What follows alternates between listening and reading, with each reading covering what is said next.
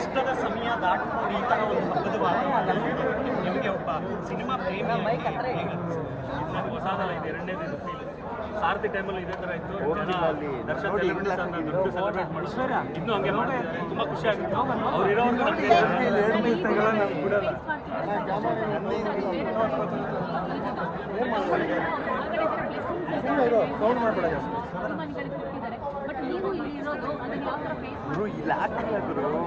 ಎಷ್ಟು ದಿನ ಇರ್ತಾರೆ ಬಂದೇ ಬರ್ತಾರೆ ಹೊರಗಡೆ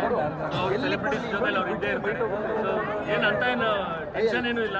ಎಲ್ಲ ಒಳ್ಳೇದಾಗುತ್ತೆ ಅನ್ನೋ ಕಾನ್ಫಿಡೆನ್ಸ್ ಇನ್ನೂ ನೋಡಿಲ್ಲ ಅನ್ಸುತ್ತೆ ಮೋಸ್ಟ್ಲಿ ಇವತ್ತು ನೋಡ್ಬೋದು ಅವರು ಇಲ್ಲ ಏನು ನೋಡಿಲ್ಲ ಟಿ ವಿ ಎಸ್ಗಳು ನೋಡಿದ್ರೆ ಅಷ್ಟೇ ನೋಡಿದ್ರೆ ನಿಮಗೆ ಬಂದಿರೋ ಫಾಲೋವರ್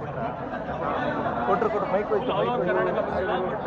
ನಮ್ಮ ಹಿತೈಷಿಗಳೆಲ್ಲ ಫೋನ್ ಮಾಡಿದ್ರು ಅಂದರೆ ಆನೆಸ್ಟ್ ಆಗಿ ರಿವ್ಯೂ ಕೊಡೋರು ಎಲ್ಲರೂ ತುಂಬ ಇಷ್ಟ ತುಂಬ ಚೆನ್ನಾಗಿದೆ ತುಂಬ ಸೆಲೆಬ್ರೇಟ್ ಮಾಡ್ತಾ ಇದ್ದೀವಿ ಒಂದು 12 ವರ್ಷದಿಂದ ಏನು ಸೆಲೆಬ್ರೇಟ್ ಮಾಡ್ತಾರೆ ಆ ಥರ ಇನ್ನೂ ಸೆಲೆಬ್ರೇಟ್ ಮಾಡ್ತಾ ಇದ್ದೀವಿ